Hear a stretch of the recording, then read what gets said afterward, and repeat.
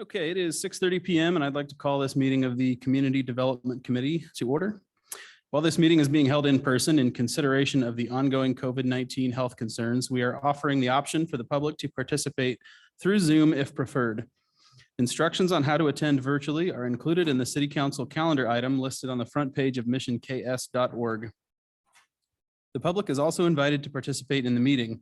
If you are participating through Zoom, please either add your comment in the chat feature and it will be read out loud, or note that you would like to speak and we will call on you shortly to make your comment verbally. Please remember your comments or questions are visible to everyone in the meeting. If you are part of our in-person group tonight, please raise your hand, but stay seated and we will call on you to go to the lectern to make your comment. When you make your comment, please state your name and city of residence for the record. Also be conscientious of others trying to speak and speak slowly and clearly. This meeting will be recorded and posted on the city's website at missionks.org. Please contact the administration offices at 913-676-8350 with any questions or concerns. Emily, please call the roll. Ryherd. Here. Thomas. Here. Boltinghouse. Here. Inman. Absent. Loudon. Here. Kring. Here. Davis. Here. Thank you. Thank you. We will now proceed with our agenda. Our first item of business is public comment. Is there any member of the public who would like to comment now? And we'll wait for Zoom. Okay, now we'll proceed with our regular agenda. First, we have information on the rezoning application and preliminary development plan for the proposed redevelopment of 4 parcels at 58th and Nall as a 3-story, 77-unit multifamily residential project. Mr. Scott, will you please provide your report?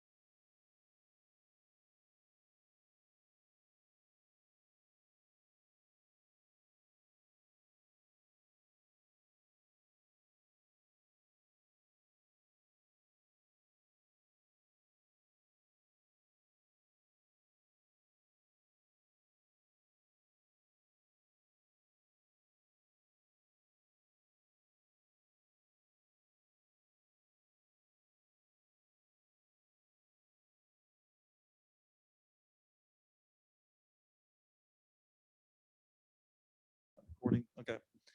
And then just some general questions about the project and if any incentives or anything like that are being offered.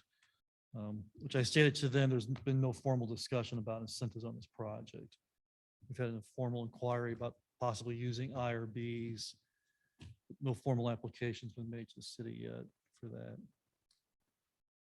So the planning commission, as I stated, heard kind of two components to this. The first was a public hearing for the rezoning from MS2 and PBB to the D&D. That was approved 7-0, recommended to the city council for approval.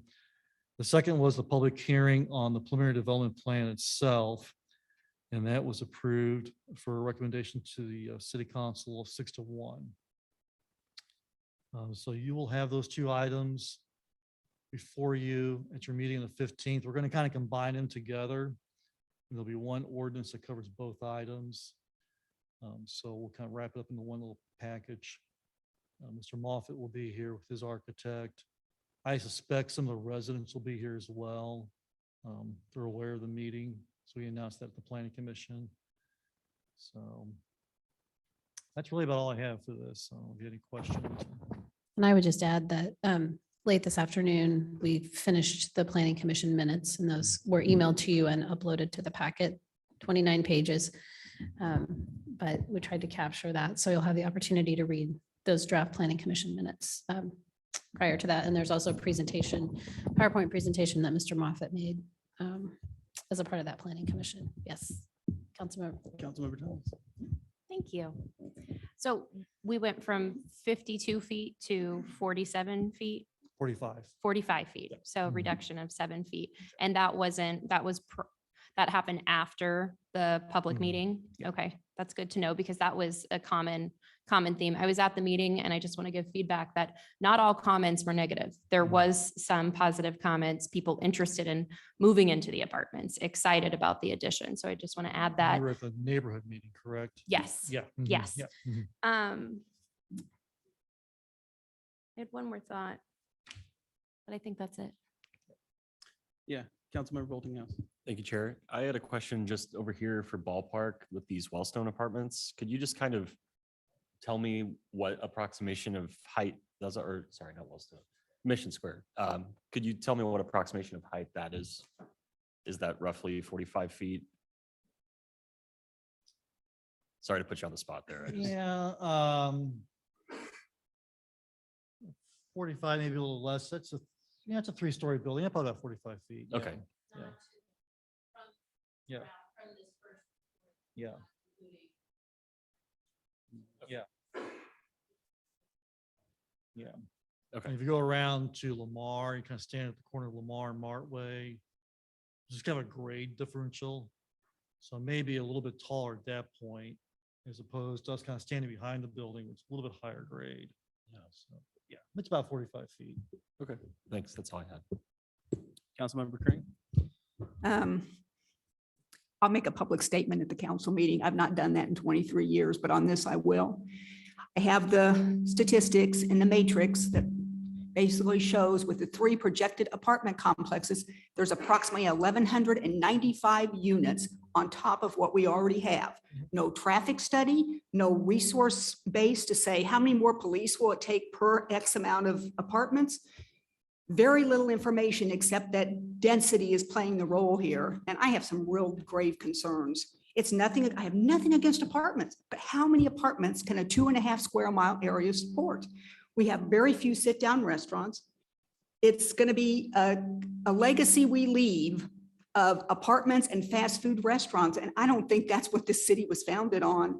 And I will make a public statement. I think if everybody doesn't have the list of how many apartments we currently have, what the occupancy rate is, what the costs are per rate per, when I say 1,195, that's units. That doesn't mean that's one person per unit. That could be up to 3 or maybe more.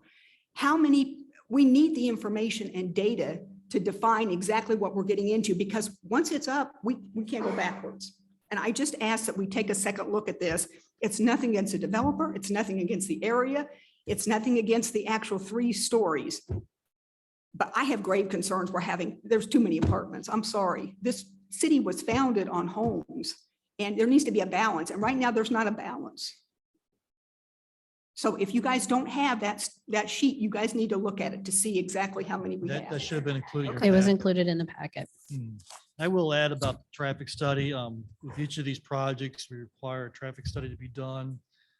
In this particular case, the traffic study looked at the existing land use, which is the medical office building, and then the 2 office buildings to the south. And then compared that projected traffic that would be generated from those 3 land uses with what would be generated from the apartment building. And the increase was very nominal. It was about, I think, 7 in the morning during peak hour, and I think 6 in the evening during peak hour For one apartment complex. for the one apartment complex, this particular project. Okay. So, but we. Each project has a traffic study that we accompanies looked at it. That with so- Mission Preserve, which was approved back in the fall. We'll be looking at that with the block project, which we'll be seeing later this summer. So each of those, we look at the traffic and the impact that it has on the neighborhood around it. But yeah. Okay, Councilmember Davis. Thank you, Chair. I noticed that the sustainability building scorecard was not, it was filled out and completed, but the Sustainability Commission has not reviewed it. Is that correct? Not yet. I think they have a meeting coming up. Is it next week, Emily? July they'll review it. Yeah. So the, So that will be after we've taken action on this? right, which is typically the case, yeah. Okay, I know that one of the members of the Sustainability Commission was present. Is that correct? Yeah, And Mr. spoke- Pyland Yeah, spoke, spoke in favor of. it. provided testimony in favor of the project, yeah. I just didn't know if the information that they had provided was sufficient in terms of what the commission looks at. Yeah, the commission has not evaluated the information that's provided yet. When we meet with the applicants during this process, we give them a copy of the scorecard and we ask them to complete that. And then reach out to Emily as a staff liaison to schedule a meeting to meet with the Sustainability Commission. And that unfortunately typically happens after the fact. So,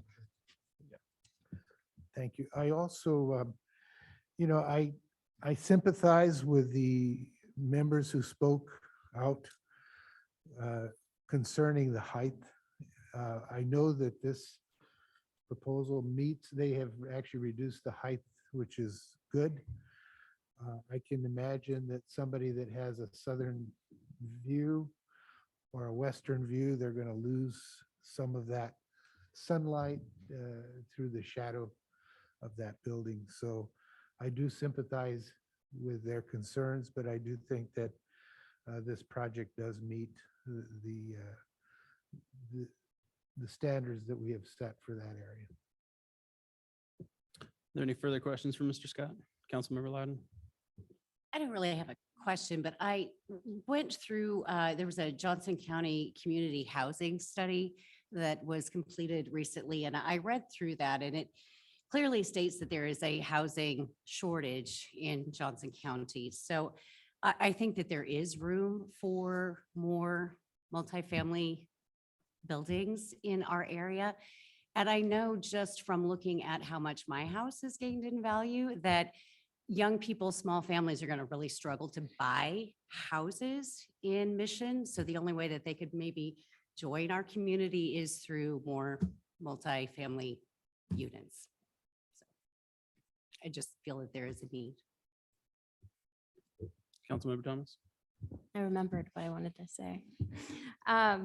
Brian, what could currently be built right now on that site? Say Mr. Moffett sold it, what could be built there if nothing changes?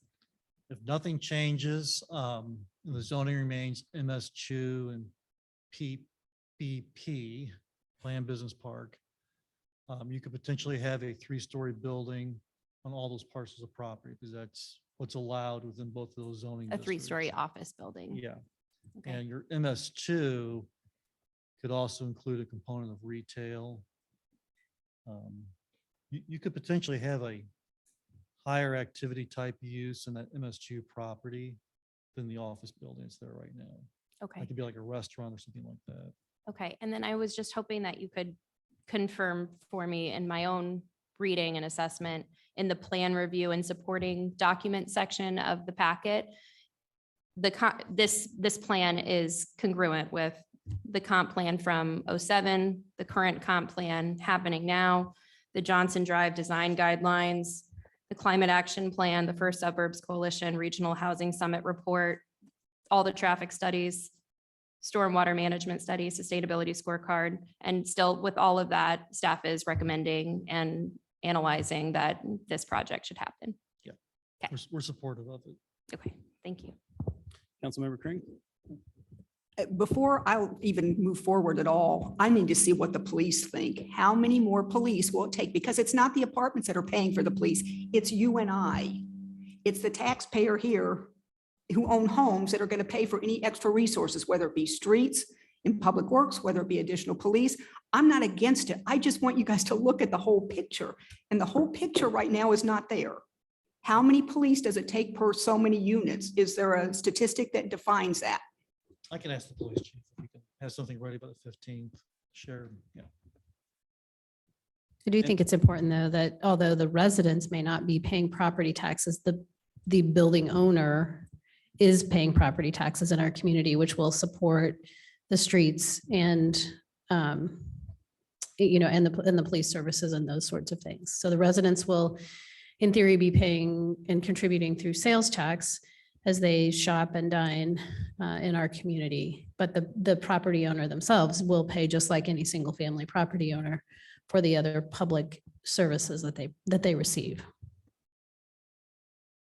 Any further questions? Okay, as a reminder, the council will consider action on this item under the Planning Commission items on the June 15th legislative agenda. Thank you, Mr. Scott. Thank you. Our first action item this evening is the acceptance of the meeting minutes from Emily Randall. Yes, thank you. We have the May 4th Community Development Committee meeting minutes for you to review. Is there any discussion or recommendation? Recommend acceptance. And consent agenda? The second item is consideration of a contract award for Phase 1 improvements to Mohawk Park from Penn Almany. Good evening, council. So Mohawk Park had a bid that was put out for construction firms for review. Mohawk Park, 7.8 acres. It's on the northeast corner of Lamar and 67th Street. It was the former location of Mohawk Elementary School, which has since been demolished, and this will be the first major improvement since the city took over ownership. In 2019, city contracted with Confluence to begin a conceptual park layout. And through all of the planning processes, improvements to Mohawk Park were a primary focus for the Park Recreation Tree Commission, as well as council feedback from all neighboring residents. And then we got an estimate on the total project, which was around $3.5 million, just based off of the sheer amount and size of the proposed improvements. It became necessary to phase that construction. So Phase 1 improvements include a shelter with storage, a restroom amenities with storage, along with water fountain, water bottle filler, benches, perennials, trash and recycling receptacles, and additional site furnishings. As a bid alternate, a parking lot demolition on the western edge, and then a parking lot installation along 67th Street was proposed as a bid alternate. So the Planning Commission considered the site improvements on March 2022. Council reviewed their recommendations and approved the site plan in April, making modifications to their Planning Commission's recommendations, which include proceeding with location of the parking lot to the south, which would be along 67th Street, and then adding a crosswalk at the intersection of Lamar and 67th, as well as a crosswalk on Beverly and 67th Street. Projects, like I mentioned, were just bid and were recently submitted on the May 26th deadline.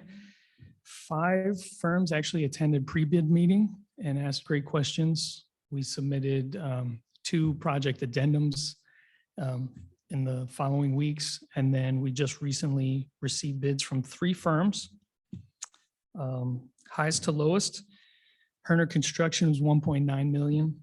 Combs Construction was 1.679 million, and then Sands Construction was $1,331,290, which was the only firm that actually was below the engineer's estimate of just shy of 1.4 million. So staff reviewed, evaluated the bids, and are recommending approval of a contract with Sands Construction for Phase 1 Mohawk Park improvements, which includes the base bid as well as the bid alternate, in an amount not to exceed $1,331,290. The exciting part is that construction is anticipated to begin August of this year, and shorter timeline than we had estimated. They're expecting to be finished by February of 2023, which is great news. We hope weather cooperates. SFS architects are completing a final review of the bid documents, and they are going to prepare a contract for execution. And this project is funded from the Park and Recreation Capital Improvement Plan, with $394,560 being contributed from a grant from the Land and Water Conservation Fund. And I'm happy to answer any questions. Thank you, Ben. Any questions or discussion? Okay, thank you very much. And I think actually we have you for the next one as well, so. Go ahead. Where would you like this agenda item to go? Yes, I would recommend this go on non-consent. Yeah. And very well done, Penn. Mhm. Thank you. Thank you. That concludes the action items on our agenda this evening. We will now move on to discussion items, of which we have 1. Mr. Almany, can you please provide the committee with information on the potential to apply for additional land and water conservation grant funds for Phase 2 improvements to Mohawk Park? Absolutely. Thank you. So like I'd mentioned previously, this is Phase 2 construction just to the sheer nature of the size and cost. So this project underscores the goal of the city from the moment I began working here, as well as the Parks and Recreation Master Plan. It's been a focal point, like I'd mentioned, in the Parks and Recreation and Tree Commission. It's been an exciting catalyst for all residents of Mission, seeing the investment kind of coming to fruition. Improvements that are identified in the conceptual plan, like I'd mentioned, were 3.5 million. This would roughly take out 1.4 million worth of that investment, leaving $2.1 million to put towards a Phase 2 construction. And we know that resources are limited. The Land and Water Conservation Fund grant coordinator reached out to me when I applied for Phase 1 funding and actually urged us to apply for additional funding for future phases, which I thought was positive. And part of their program goals, it says, Land and Water Conservation Program is intended to create and maintain a nationwide legacy of high-quality recreation areas and facilities to stimulate non-federal investments in the protection and maintenance of recreation resources across the United States. So as you can tell from any park improvement project, this aligns perfectly with their stated goals. As with most grant applications, there are some mandates that are tied in with them. And this is why it's being brought forward for consideration. Here are 5 of them. Lands that receive federal assistance through the Land and Water Conservation Fund must remain dedicated to public outdoor recreation use in perpetuity. Grantees are required to provide matching funds for the grant application, administer the project through completion, and operate and maintain the site after completion, which is pretty consistent. Grantees are required to submit a property boundary map identifying the encumbered area. Grantees are required to submit an annual operation and maintenance assurance statement that is signed by city staff. and grantees must notify Land and Water Conservation Fund of any intended improvements or changes to areas receiving Land and Water Conservation Fund monies. An example of that would be this tennis court project improvement. Necessitated pictures and a short write-up of why we were doing the improvements, the implications of that. That's pretty straightforward since nothing was really changing location, but there are a few steps to consider when following up with any park project.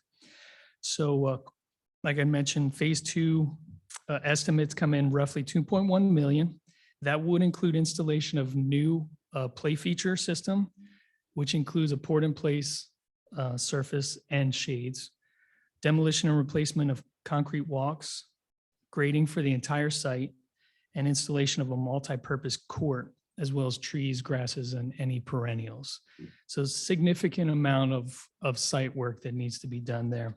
During all of our conceptual park discussions, residents have reached out to me, bringing up the point of inclusivity, this play feature, what's it going to look like? How many elements are going to be accessible for those with disabilities as well as able-bodied? And a few have actually just reiterated over time that their willingness to help in fundraising. So we know that we've got advocates on that side. There are also playground-specific grants available through different playground manufacturers. They typically require you to partner with them in some way. So that's a little nuanced, but we understand that resources are limited, especially since the sales Parks and Recreation sales tax has not been renewed yet. Staff is recommending that we proceed with a second round of grant funding through Land and Water Conservation Fund application. I'm happy to take or answer any questions. Is there a cap on the amount of funds that we can request? Great question, City Administrator Smith. Forgot to ask. Yeah, so Missouri from, if I recall correctly, has a limit of 300,000. When I had asked the Kansas coordinator, she said they don't have a limit, just ask for what you need. And if necessary, they can adjust down.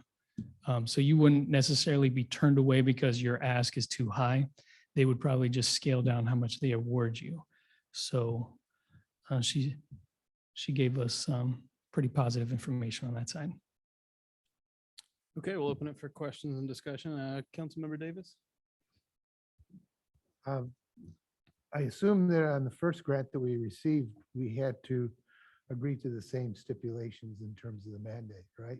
Correct. So it's the same, we're basically signing off on the same requirements. Yes. Okay. I would go ahead and recommend that we take this to council. And I would say that since this is a grant and it's really sizable and helpful to our program, that we should put this on non-consent so that we make it public and people recognize that we're trying to save dollars. I think it's a discussion. Yeah, I item. agree. There's no Okay. action. in This is council. a discussion item. So if you're comfortable, we will go. We just wanted to make sure that we felt we would be ready to proceed with the next phase because it will require a match from us in some fashion. Oh, that's fine. Councilmember Thomas? Yeah, while I definitely want to see us pursue grant funding, I am a little concerned about having $3.5 million put into Mohawk Park and not really knowing where the other parks are fitting into the equation or in that timeline. I know that we've got the lingering sales tax renewal that will, help paint a better picture for us once we have that solidified, but I'd love to see what the other plans are for the other parks and in what timeline. So we know that not just all this energy is poured into Mohawk Park. Not that I don't want it to be, it's just there's other needs at all of our parks. And I want to see a little distribution of funding at other parks as well. If we're talking about, $2.1 million and a $300,000 match, that's, $1.8 million from the city. And I don't know that there will be much beyond that in, say, a given year for other parks. And so I just want to have a better picture of that, whenever this comes back to us. Absolutely. Yeah, I think we talked internally on what an appropriate timeline would look like. And as part of the action item, we can include a proposed timeline of improvements. Just a clarification, I think that the actual cost that we are putting into this is part of the match. So it's not an additional amount of money for the match. Is that correct? So the grant would offset monies that you would normally be paying, and then you just have to commit to paying that. Well, in other words, what I'm saying is that the money that we are already putting in toward this project is the match.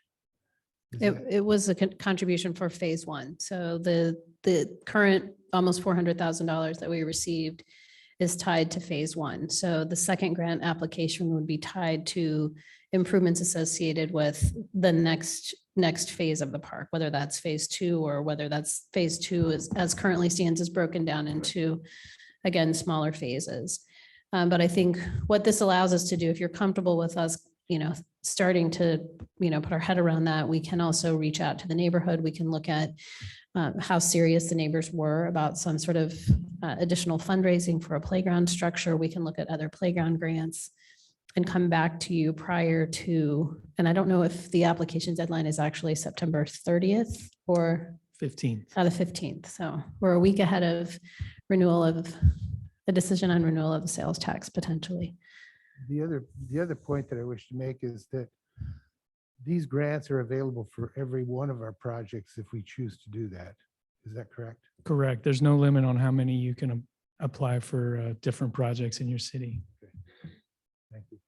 Councilmember Thomas? But just as a point of clarification for Ken's question, this requires a new match, right? A new Correct. match of $1.8 million potentially if they're matching 300,000.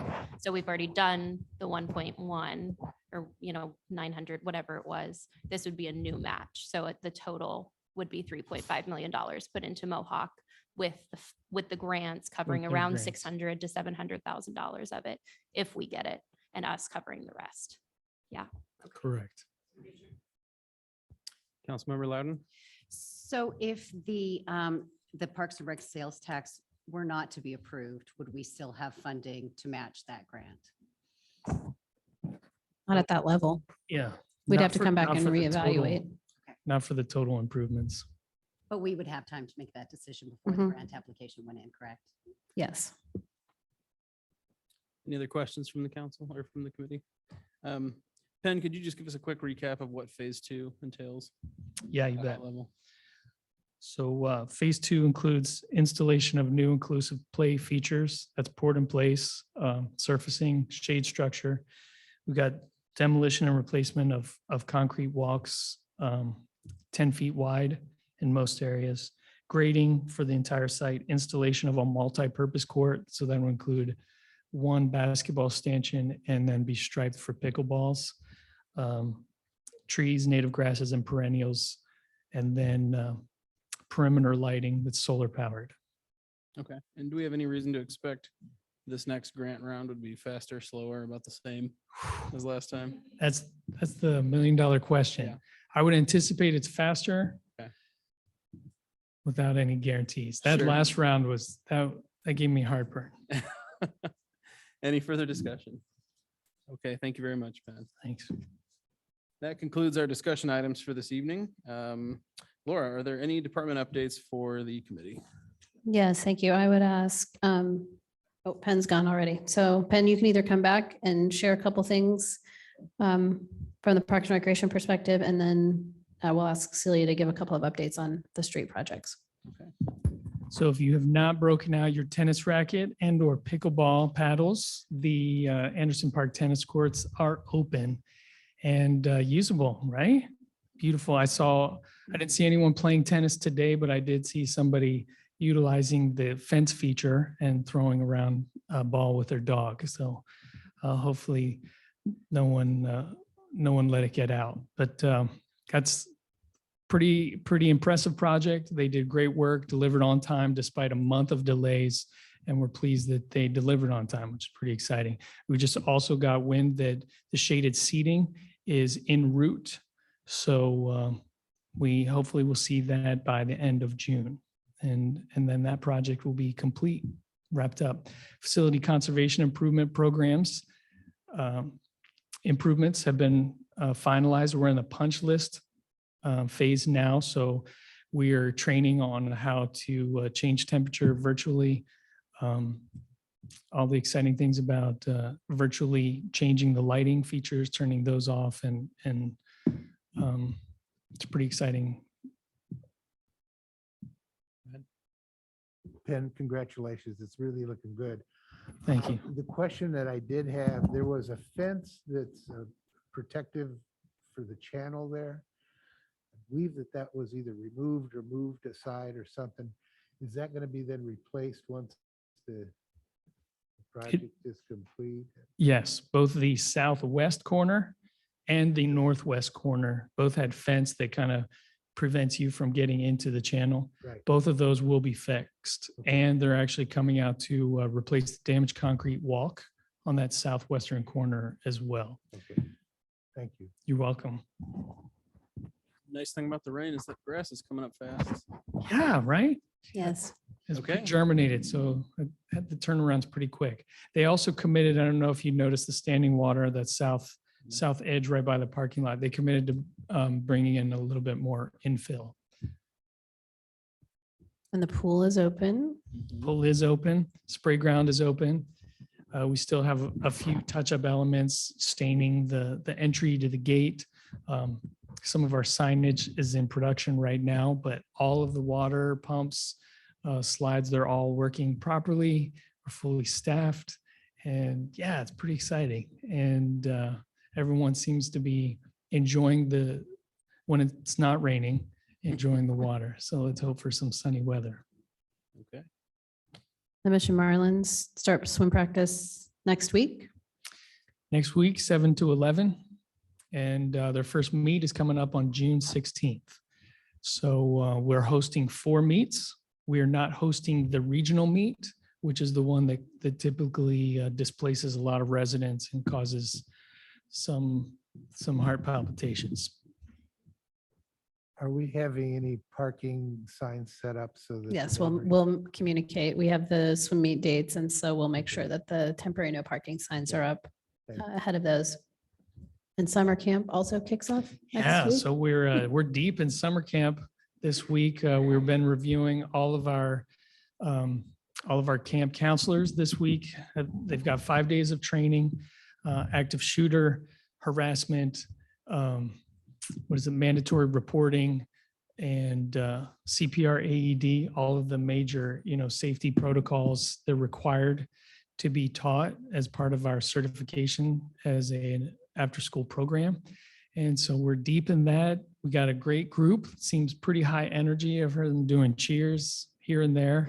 And they seemed pretty open to the doors coming wide open and flooding in with 120 kids or more next week. So I'm excited. We got a good group this year. And we are officially full. There are no openings for camp. Okay, thank you, Penn. Thanks. Updates from Public Works.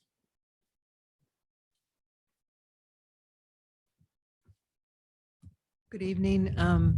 Our street project for this year is well underway, but rain has really hampered us.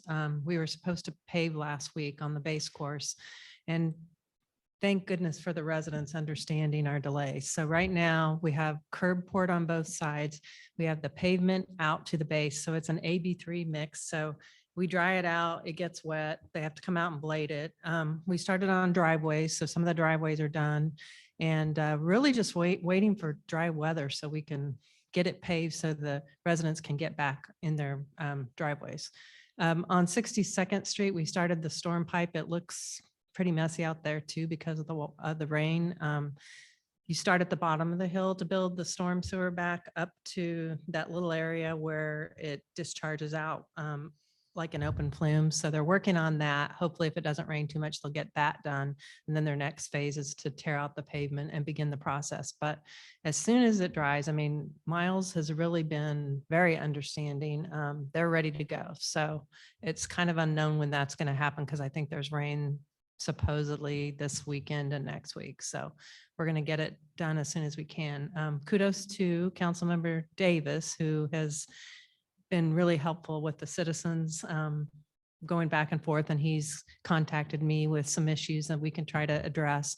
Trash, even though we had the best laid plans, we have our contractor and the trash company in communications. Every once in a while, a trash truck driver will look at the road and not want to go down it because they're scared that they're going to sink. And so they don't. And so we've been working back and forth. So thank you for all of that and communicating and making sure we address issues as soon as we can.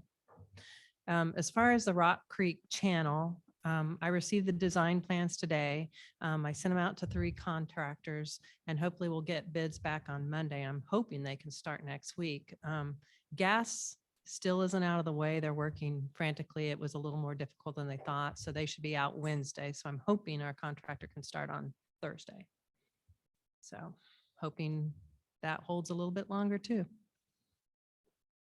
Did you mean to say Outlook earlier? The storm sewer, Yes, is that Outlook? yes. Okay.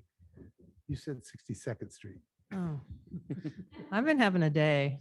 Ken's caught me a couple times, had to get me on the same page. So I'm sorry about that. Thanks for the clarification. What? Yeah. Thank you. Okay, any other updates? I don't think so for this CDC committee. Thank you. All right, the time is now 7:14 PM with no further discussion. That concludes the meeting of the Community Development Committee. Congrats, first one.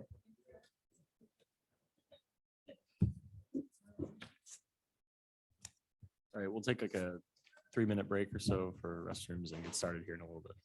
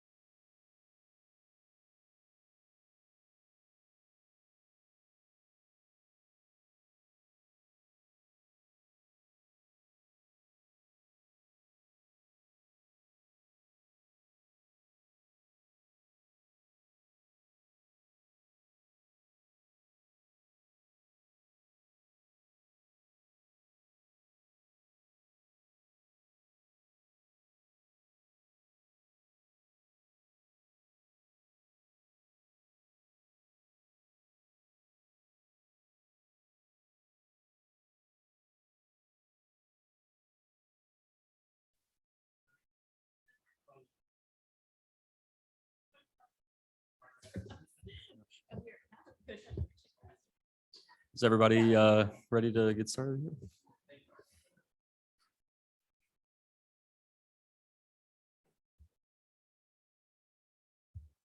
Just wait for the cue from Emily.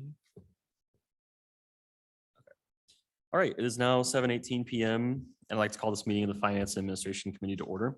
While this meeting is being held in person in consideration of the ongoing COVID-19 health considerations, we are offering the option for the public to participate through Zoom if preferred. Instructions on how to attend virtually are included in the City Council calendar here in the item listed on the front page of missionks.org. The public is also invited to participate in this meeting. If you are participating through Zoom, please either add your comment in the chat feature and it will be read out loud, or note that you would like to speak and we will call on you shortly to make your comment verbally. Please remember your comments or questions are visible to everyone in the meeting. If you are a part of our in-person group tonight, please raise your hand but stay seated and we will call on you to go to the lectern to make your comment. When you make your comment, please state your name and city of residence for the record. Also, please be conscientious of others trying to speak and speak slowly and clearly. This meeting will be recorded and posted on the city's website at missionks.org. Please contact the admin offices at 913-676-8350 with any questions or concerns. Emily, please call the roll. Loudon, Here. Chociej, Here. Kring, Here. Thomas, Here. Boltinghouse, Here. Ryherd, Here. Davis, Here. and Inman is absent. Thank you. Thank you. We will now proceed with our agenda. Our first item of business is public comment. Is there any member of the public who would like to comment now? Okay, seeing none, we will now proceed with our regular agenda. We will go into our action items. First action item this evening is the acceptance of the meeting minutes from Emily Rand. Yes, we have the May 4th Finance and Administration Committee meeting minutes for your review. Yeah, maybe consent agenda on those. Okay, sounds good. Our next item is a resolution approving ballot language for renewal of the dedicated Parks and Recreation sales tax. Ms. Smith, will you please provide your report? Yes, thank you. So as we know, we are coming up in March of 2023 with expiration of our dedicated 3/8 cents Parks and Recreation sales tax that was passed back in November of 2012. So we've been working very diligently over the last 12 to 18 months to assess our needs, our priorities, community preferences, in looking at building out our needs and a plan for potentially the next 10 years as we pursue renewal of that dedicated sales tax. We've just provided, we've talked a lot in a couple of work sessions leading up to this point about the background and history, the priorities that were assigned and have been completed as a part of the first Parks and Recreation sales tax.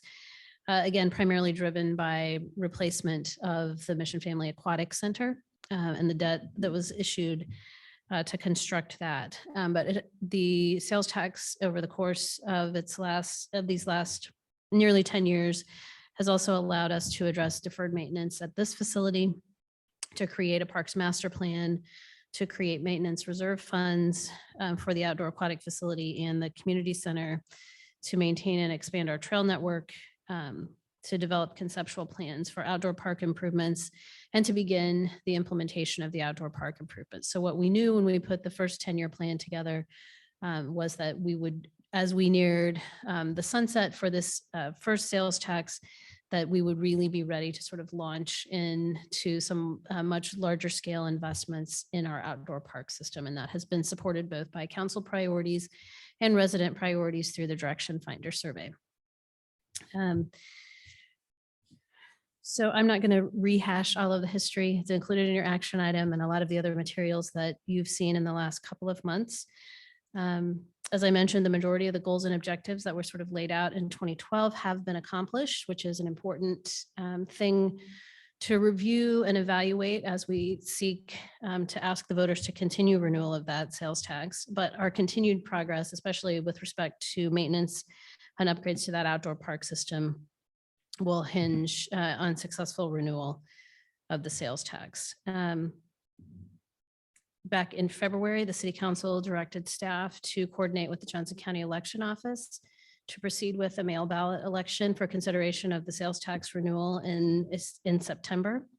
And so we are on track, similar to the street sales tax renewal that occurred last year, to consider specific ballot language this evening.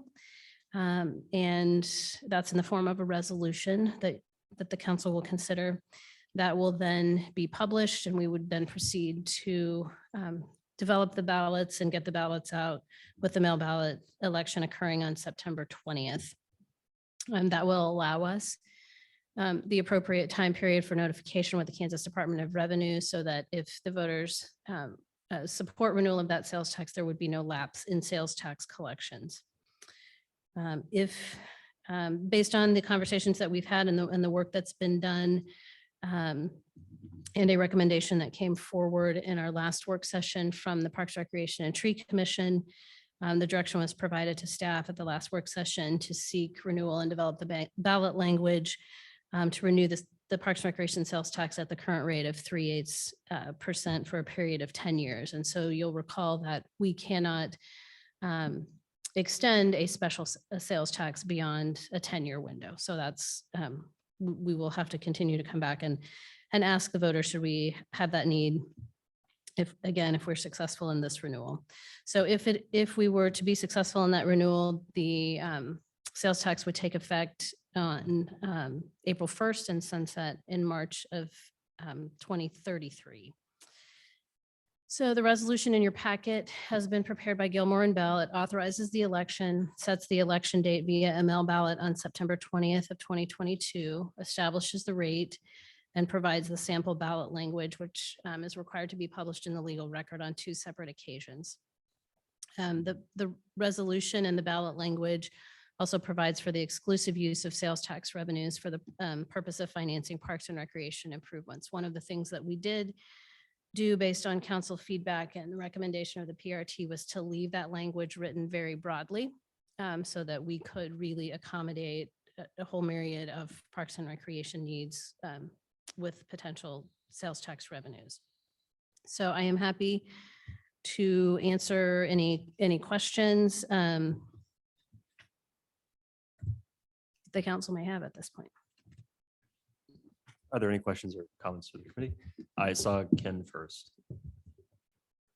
I had an opportunity to watch the work session this past week, although I was absent for the meeting. And I also looked at what the Parks and Rec Commission has recommended as well. I am supportive of the renewal of the tax. So I think that the renewal of the tax is needed. I remain the minority, I believe, in terms of the belief that we should reduce it to a quarter percent rather than a 3/8, because I believe that the overall cumulative sales tax should be kept level. And so for that reason, I'm going to vote against this recommendation once it goes to council. Thank you. Councilmember Green, did you have a comment? Well, I wanted to respond to that. If he votes against it, can he propose another sales tax amount?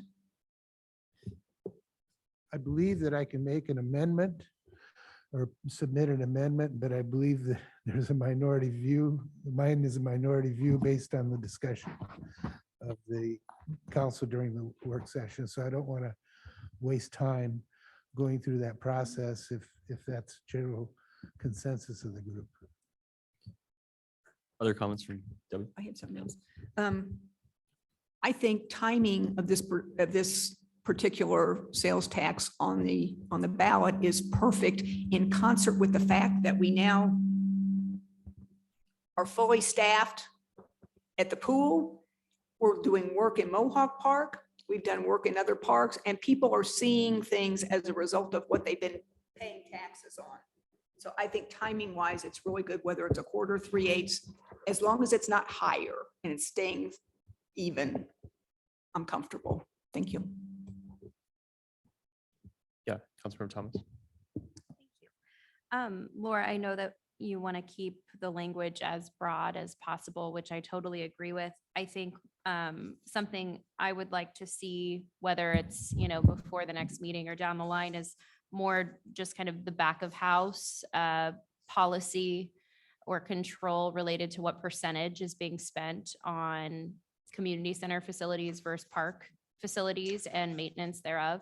I think that's a really important aspect that, although we can track in the budget every year, that's challenging for a lot of us. And I think to just get a sense of, what percentage ideally in an annual year we'd be spending on, parks versus actual facilities would be really helpful. Thanks. Any other comments for Laura? I'll just make a brief one. I'm in favor of this renewal as well. I submitted some written comments at the last meeting that basically just remained my belief that since we have our city size double during the workday and we have a lot of out-of-town visitors make up a sizable percentage of our sales tax base, this to me is one of those rare opportunities where you're able to make an investment that will affect 100% of the residents, but you're not asking them to shoulder 100% of the cost. So that seems like a sound way of moving forward. And so therefore I'll be supporting this. I do think if there are no further discussions, we should probably discuss where we want to put this on the agenda item and potentially a non-consent, just given the importance of this would be my recommendation. Okay. Any other comments from council on this one?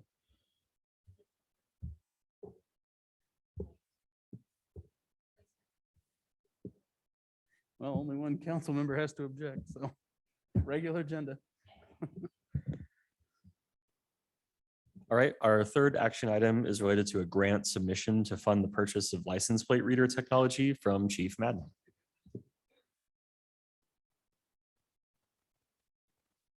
Good evening. We have an opportunity to submit for funding to install automatic license plate readers in various locations to the city. We have potential of receiving $140,000 of federal dollars in support of that project.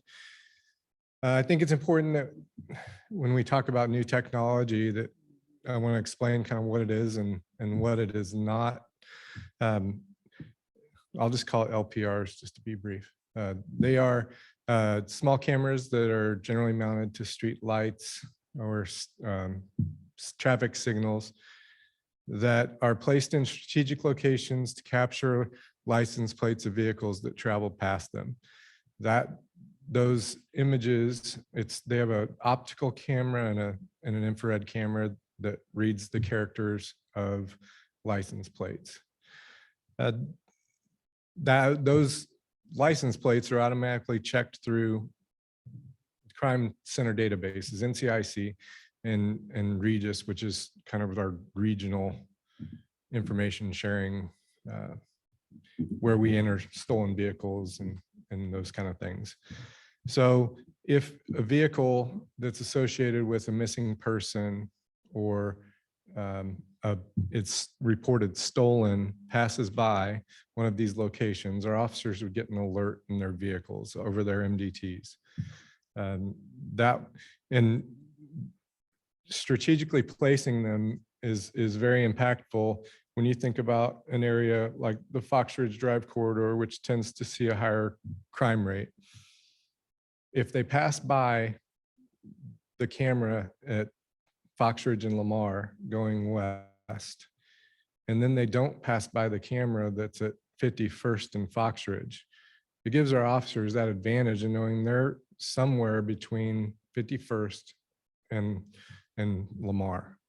So being very strategic about the placement of those, using our data to support the placement of it and just our trends is invaluable. Not only does it provide the live information, it also provides the investigative information. You know, so often crimes that occur in our city, particularly property crimes, don't have very many leads for us to follow up on. When you think about auto thefts and auto burglaries, we tend to see a higher number of that. of those crimes in our multifamily housing, because it's a shopping mall for thieves, essentially, those parking lots. So right now we have no opportunity to get much information. If we had this in place in the right locations, we can start to make an impact and send a message to these people that you need to take your crime elsewhere. And I'm not saying that we'll be able to solve 100% of anything, but it will give us an opportunity to do so and just continue to make this city safe. The other important factor is the communication between law enforcement in this area is really second to none. So when, and I mentioned in the action item, if Overland Park has a crime that occurs in their city and they put out that information, we can enter a license plate into that system directly. In that case, if that vehicle comes into the city of Mission, we can then go try to prevent crime. So we have opportunity to prevent crime, to stop crime in progress, and to solve crimes that do occur. So it's really a unique opportunity and technology that will allow for that. We are still consistently evaluating locations for this. The other thing that we have been doing a lot of meeting with other agencies that we border to try to look at opportunities to share costs and share infrastructure that's required for these. As with any new technology, you always worry about policies and those kind of things, what we're going to do with this data, where is it going, what's it going to hold, and that's an important piece of this. Retention of data is how long you want the server to store the reads that go through there, and there's a lot of different schools of thought about what that should be. Some places are 180 days, some places are 2 years, some places are indefinite, and we need to find that balance and try to figure out why some of those places are longer than others, what the belief behind keeping it for an extended period of time might be. And so those things are still going to be evaluated, and we'll seek your guidance and approval with that. The other thing that's important is when if we get a hit, it doesn't automatically mean that that's a stop. We still need to see that vehicle with our own eyes, make sure that what the computer saw is what we see, and then verify that with dispatch or over our car computers as well. So it's not a free for all, because there could be a license plate that ABC 123 in Kansas, Florida, any other. So we have to be able to make sure that we look at that data and make sure we're not making any stops based off of bad information. The other thing that we will evaluate is what level or severity of crime that we want the officers to be alerted to. In my opinion, I want stolen vehicles. I want missing people. I want felony warrants. I don't want our officers to get notifications if somebody has a $600 traffic warrant through Overland Park. That's not a good use of our resources. So really fine tune where that balance is to make those decisions. And then obviously there's always a concern about what, the potential for misuse as far as searching. And so strong policies and audit procedures are always in place. Each individual user has a unique username that can be audited. So if they have an ex-wife that thinks that they're following them around, we can check and see if in fact that has occurred or something, anything along those lines. So, license plate readers act as a force multiplier for us. It gives us eyes in locations that we can't be at every point. And, the reality is criminals don't know where they're at a lot of times. They don't know that when they cross from Overland Park into Mission or Prairie Village into Mission. And so having this system that nearly all of our neighbors use, it's used in Kansas City, it's used it's either in use or evaluating for purchase in nearly every city in the county. So it will allow us the opportunity to share that data with them. When you combine the data of all these different agencies into one place, and you need to find, if you're looking for a bad person, it's going to give you a pretty good idea of where they may be traveling, so you can try to get them off the street. Or a missing person. I mean, there's a lot of public safety uses for it as well. And so this, if we get approval to submit for this, we will work diligently to try to work through this federal government grant submission process. Just a couple of points of clarification. So I think the action item stated, but if the council authorizes us to proceed to submit, we're guaranteed the $140,000. That has been, used to be an earmark program. It's now congressionally designated spending. So we would have the opportunity. Another point of clarification. So as the chief references an ex-wife following in that audit trail, what he means is we will not allow our officers to access the system to search for that type of data. So we would Right. have that policy in place. And as the chief and I had the opportunity to visit with the mayor last week before she left town about this agenda item, I think she was supportive and comfortable at the level of the types of crimes and the granular level at which we can fine tune and set the notification process. But we had a very important discussion about what happens if there were to be a change, in police chief and a change in that philosophy, and how do we want to ensure that we can align a council philosophy with the department operating procedure. And I think the solution that we talked about that I think makes a lot of sense is if we submit for the grant and once we secure that, as we look at that implementation, that we bring back a resolution for council consideration and adoption that memorializes your intent for the use of the license plate reader technology within the department. And then that can be captured in the standard operating procedures for the department. And there's that connection between the elected governing body and the administration of that technology in our police department.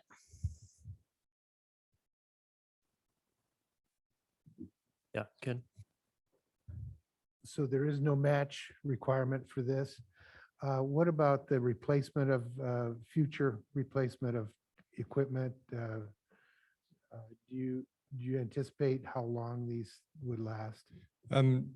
According to the vendor, there's some in Kansas City that have been up for 10 years or so and are still functioning. I mean, I think what you see more than a failure would be somebody runs into the street light, or an accident, more along those lines, as opposed to a failure. There is some warranty with them. And then we're also server wise, we're also kind of trying to evaluate that and which direction we go with, whether we try to share those services or try to keep those in-house. Hillary, then Ben. Thank you. I definitely support this, and I'm excited to see it move forward. On a personal note, at the Jewish community campus where I work, after the 2014 shooting, they implemented these license plate readers at every entrance of the campus to help, make things safer. And it makes me feel safe at work every day. So I'm excited to see us bring this into mission. But I did just have a question, more of a process question. Is it typical for us to have a grant application be something that needs approval? Because this has some, I think, philosophical considerations that are tied to it. We did not want to make any assumptions that we wanted to make sure that we had council support for that before we submitted the application process. Thanks, Chief, for that information. I just wanted to, reiterate, I think, the importance of being thoughtful about, what kinds of crimes we use this for, and echo your comments and the mayor's comments on that, as well as, safeguarding against misuse and privacy. All those things are very important to me, and I think should go into, a resolution like you're talking about, Laura. I had just a couple of questions. You answered a few about storage costs. This can only match on the license plate text? We can't do like make, model, color, anything like that? There are some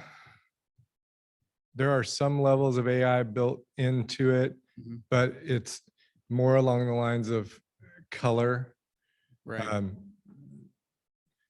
And we've looked at several different, so I don't want to Sure. get them confused, but some had more in depth than others, but then wouldn't allow for sharing. So it's kind of finding the right one that's balancing the needs, the greater good versus the best and most advanced.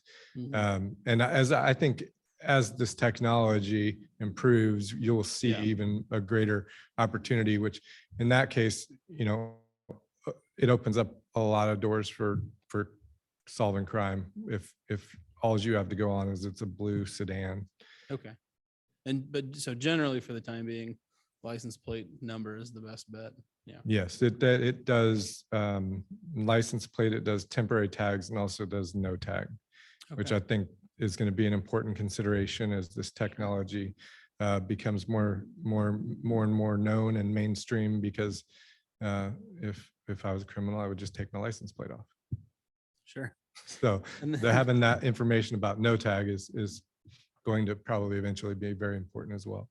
Okay, and then do we have some level of confidence that, requests from other, departments and municipalities are, there some kind of warrant or probable cause involved? It's not just the same idea. We would safeguard against our own misuse, but we're not getting trivial Sure. requests from So- other departments. So where that data, so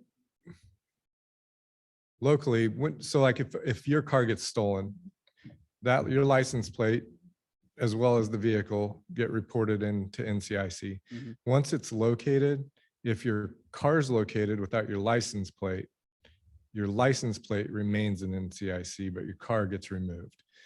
And those files are updated very quickly. Mhm. So there's a lot of those safeguards as far as what information we're getting, and the timing of it is pretty quick. Okay, great. Yeah, thank you very much. And I think it was part of that question, just for clarification. So the types of be on the lookout, or the types of information would rise to a similar level of severity Yeah. coming from an outside agency. Yeah, just that feeding we into our feel system. comfortable when we're assisting other agencies using our equipment, that's all above board and legal. Sure. And it's just a database is what is searched.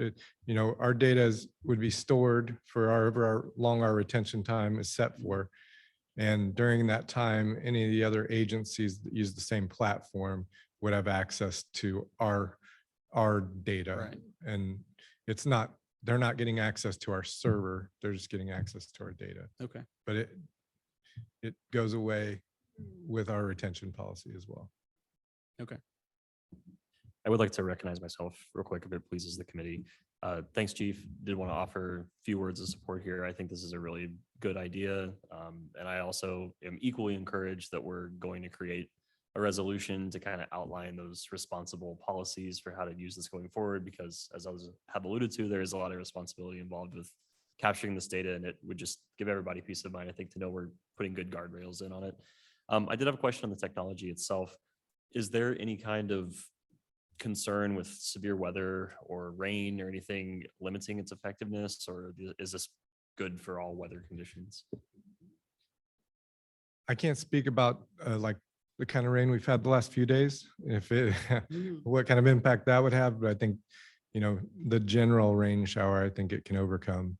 But as with anything, if the pole's swinging from heavy winds, it might blur the image, it might not capture the characters correctly, or I'm not sure of all of those finite details just yet, but I know that their accuracy rate is in the high 90s.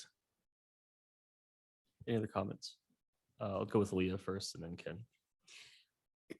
Chief, one of the things that excites me most about this is that this would be very useful for Amber Alerts, correct? Yes, Amber Alerts, silver alerts, any other otherwise missing person, that it can be definitely one of the bigger and more important things that we could ask for. Thank you. Want to ask you, with regards to a resolution, although we may abide by the resolution in terms of our policies and our procedures, the data and how it's used by other agencies that share the data are not bound by our resolution. Is that correct? They wouldn't be bound by a resolution, but policy in LPR technology is very strict about usage. And while policy doesn't prevent, it is the hammer. And so they would have access to the data, but if they are found by internally from their agency to be misusing the system, then that would be a violation of their internal policy. That, I mean, it is taken seriously because this technology has proven to be so effective and impactful that we can't, it's like we don't want to lose it. You know, we don't, something that is this valuable and we just don't want to lose. So the policies in this technology are very strict. And Well, I guess my question is more with regards to our resolution is not going to bind some other agency to the resolution we adopt. That's correct. We cannot bind another agency. I would suspect that it is a personnel issue, and that most of the other communities who are using this technology are setting the level of notification similarly as we would be considering. But no, you're correct. We cannot bind another agency with our resolution. Councilmember Creed. Dan, right now, like we've had several incidents where people have crossed from Kansas City, Missouri to Rowan Park to Mission to Merriam, et cetera. What's the current communication policy or procedure when someone's going through city after city and we don't currently have that and one of the other cities they've gone through does? What's their role in getting to us to say this person's on the loose or whatever? Well, there is an example of that occurred a few years ago. I don't know if you remember when the Commerce Bank there at Johnson Drive and Row was robbed. The victims were able to get a license plate for the suspect vehicle, and shortly as officers were arriving, Merriam was able to say that license plate just passed through at Merriam Town Center down off Johnson Drive. So that's the kind of communication that you get real time. You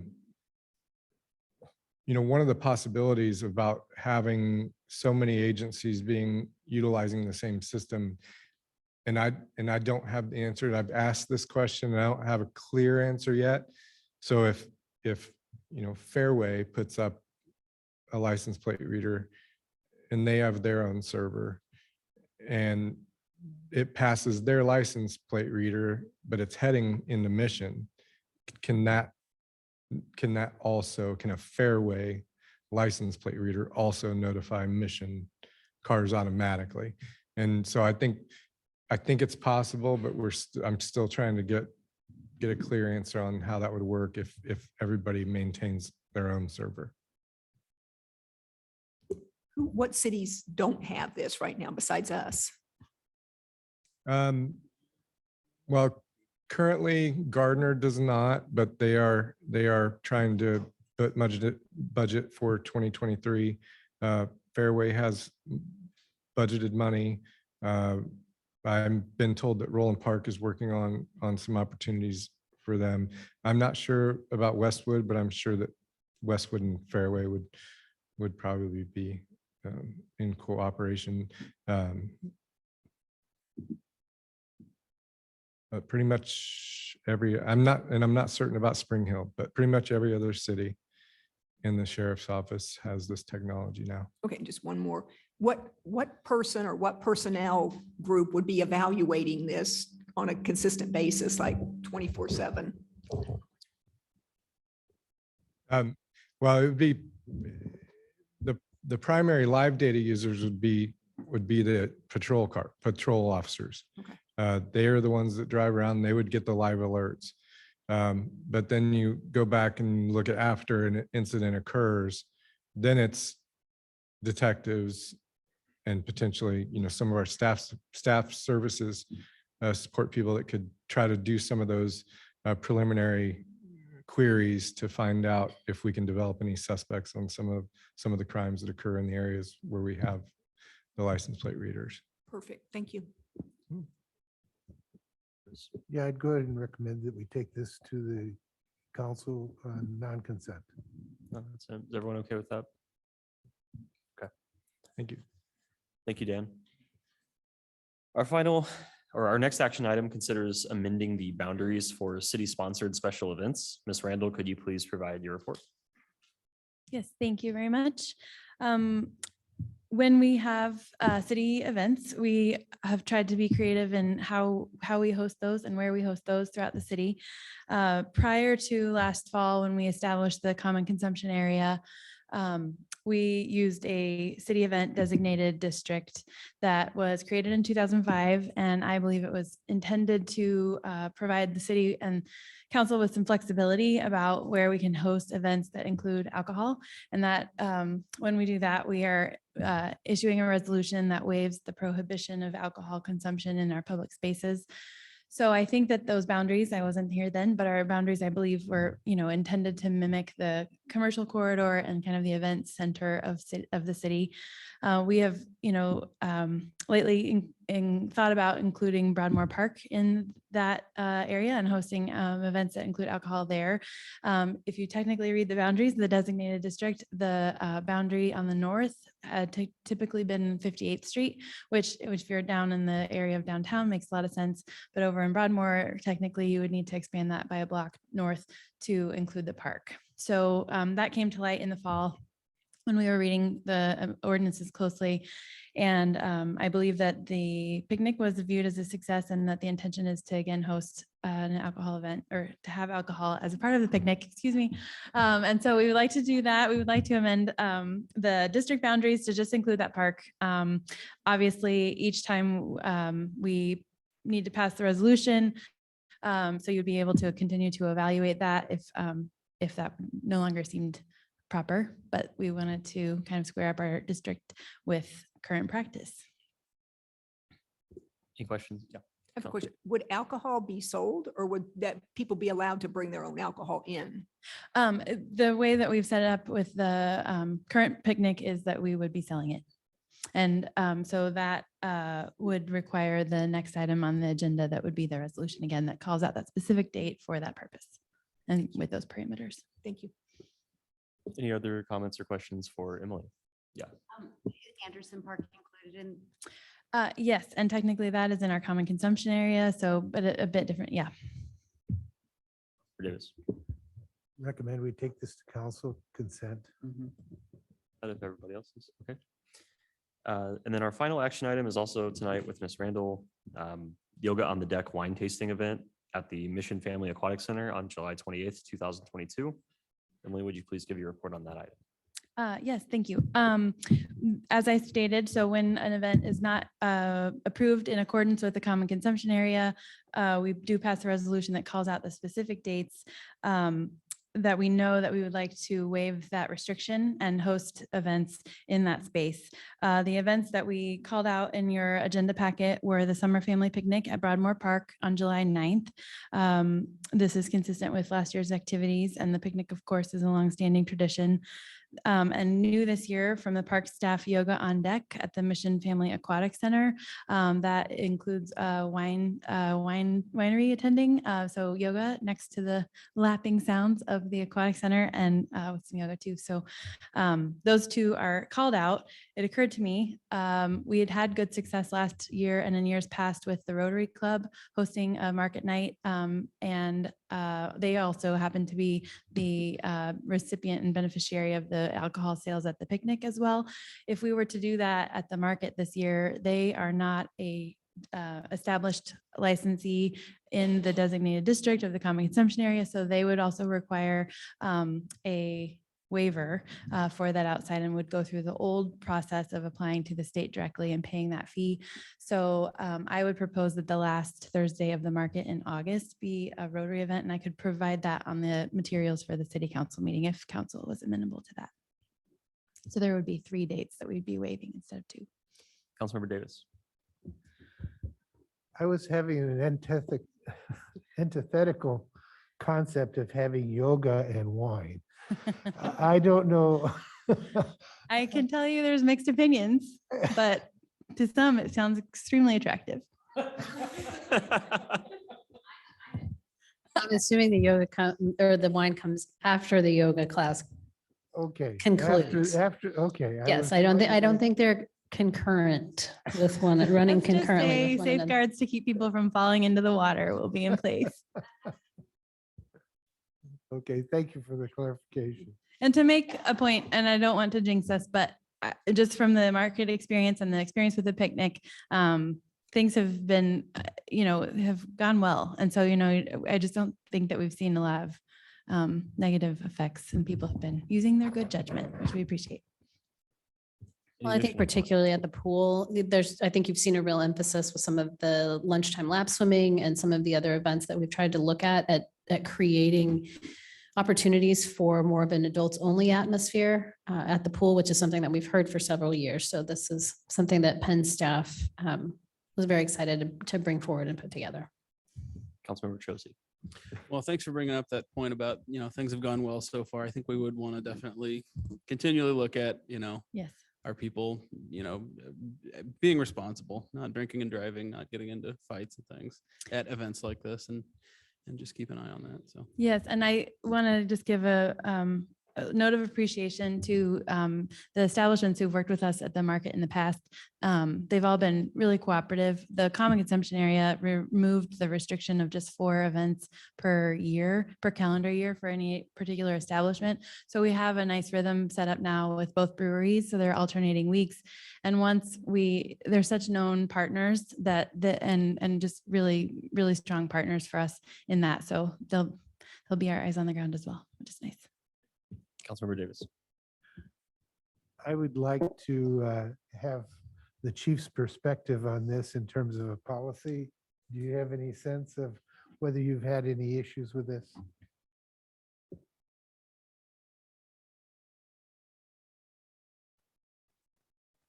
We haven't had any issues or concerns with it. I think the people that take advantage of it are typically just walkers and go, walk their way home and close enough to home to be able to walk. So no issues with us. And when we do have an officer at the market, but at any of our events, they're just, again, more partners in the crowd to monitor activity and also the perimeters of the event space to make sure that the alcohol stays where it's intended. I applaud the creativity of staff to bring this forward to us, and I think this is a really positive step for aligning with the needs of the community, and sounds like so far it's been really nice and has good guardrails, and I support this as well. I would entertain a recommendation if anybody has one. Yeah, Councilmember Chociej. I haven't heard anything negative. I recommend consent. Everyone okay with that? Any other comments on that? Sorry if I cut anybody off. Go ahead. Consent is fine, but something like this to me needs to be brought up at meetings to me. I think that emphasizes, the spirit of the community and what we're doing. So although consent kind of just goes by it, it might be nice to bring it up that we're adding additional opportunities for people to get together. That's great. Perhaps Maybe in city non-consent administrator's would be- report potentially. Perhaps in that case, non-consent might make more sense, just so we do have an opportunity to highlight it if that's your wish. I think maybe we could just put it on there. If everyone's okay with that. Either that, or we can include it as part of a city administrator's report Oh, or sure, let's do that. council comments. Yeah. And we can so- do that on multiple. That way, because there'll be at least one opportunity before the summer picnic and 2 opportunities before the yoga on the deck. Sounds great. I would, just before we turn it over to Laura, congratulate our new chair members this evening and vice chair Debbie and Leah and Jen. So that's nice to have that underway. Thank you. Yeah, thank you. Sorry, I couldn't hear you. I think it's time for Laura to do the department updates. Yes, you couldn't hear us, but happy birthday, Councilmember Boltinghouse. I'm going to ask Emily to stay to just give a quick update on the market, and then the chief has a couple of updates, and then I will close out with just a few. Yes, thank you. I know that this group doesn't need to hear it, but for our audience at home, our market will kick off tomorrow. Very excited about the forecast. Just as a reminder, we'll be there every Thursday, which is 13 weeks through August, 4:30 to 8. We have the best vendor lineup we've ever had. Very many returning vendors, but new ones as well. There will be dinner options, so people can come and have a real dinner and great food from local vendors, as well as the beer garden rotating, of course, as we mentioned. Just a note for this year, the Creek project, the Rock Creek project is impacting the market site.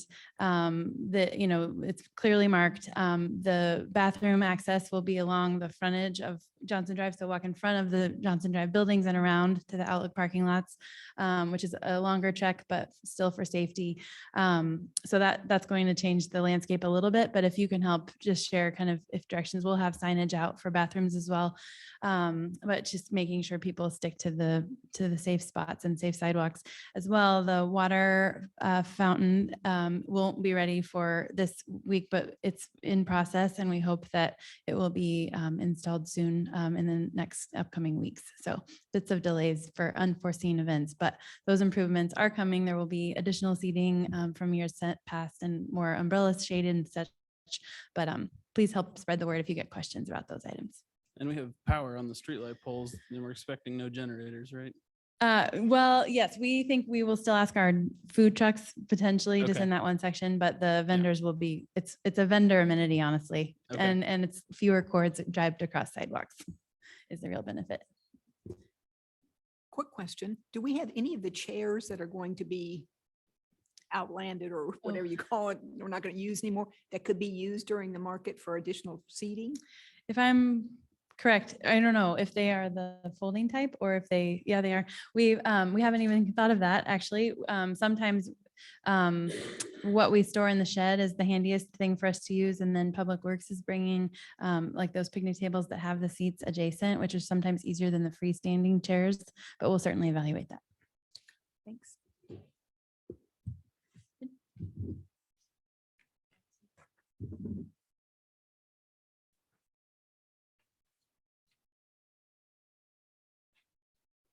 Just have 2 quick things. One first, bittersweet news. Longtime employee Wayne Brinkley has announced that he will be retiring from his position as CSO at July 1st. Be looking to have a reception for him Wednesday, July 6th from 3 to 5. So sure that his long tenure is appreciated. He is a dedicated human being for sure, and he'll be missed. In other news, we've had 2 cars go into Turkey Creek from I-35 this week. So I don't know why our quarter-mile stretch is the luckiest in town, but because of that, we're going to look, try to reach out to KDOT and see if they can evaluate any possibilities for, some sort of retention to keep the cars from being able to get that far off the road. Yes. Just while you're on the topic, the guardrails, I know it crosses into KCK, but I think it's KDOT's responsibility, that bridge from Lamar, going over into, towards Miriam Lane. Those, I keep waiting to see those guardrails fixed. And it's been, I don't know, I want to say like close to a year now. So I was just going to say, if you're reaching out to KDOT or, speaking of that general area, if you could inquire as to Sure. when. I know that they fix them and then they're hit again. I know that whole bridge is just a mess, but it seems dangerous.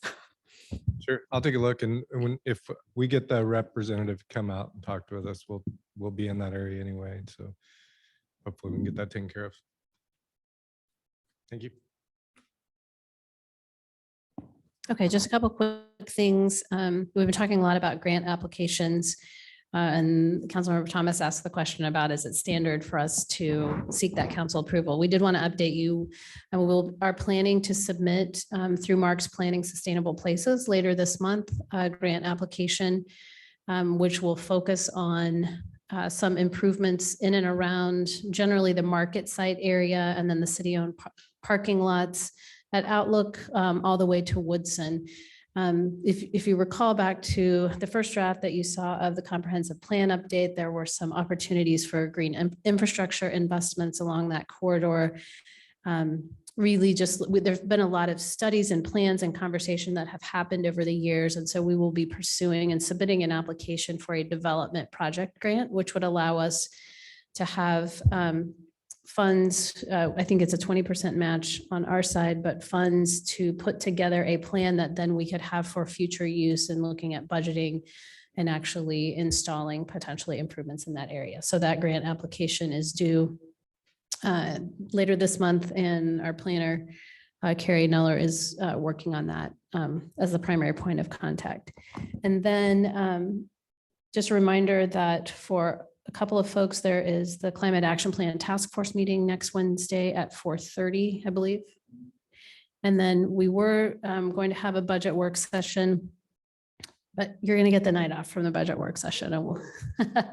I know Councilmember Ryherd was not able to join us. We've just been swamped, and so we'll pick that up later in June. So you'll get next Wednesday off, and we will see you on the 15th of June. I think you will see that the mayor signed a proclamation. This Friday is National Gun Violence Awareness Day, and the mayor signed a proclamation in which we'll be promoting and observing and recognizing that. And then I believe we will have a Pride Month proclamation that comes forward on our council meeting in June. And I think that's all I have this evening. Are we doing anything for Juneteenth? We do not have the resources currently to do our own Juneteenth celebration, but we have been sharing and will continue to share the Juneteenth celebrations that are being hosted by the county. I believe both Roland Park and Prairie Village are doing some things. So we'll be promoting that. Thank you for that reminder. It is a holiday that was added, and so that will be observed on the 20th of June. One of the things that we're looking at is it doesn't feel like every city in Northeast Johnson County needs to have their own Juneteenth celebration. So what opportunities do we have for collaboration and cooperation going forward? Quick question, Laura. The tennis court ribbon cutting is 5:45 on the 15th? It's going to be 6:15 6:15. on the 15th.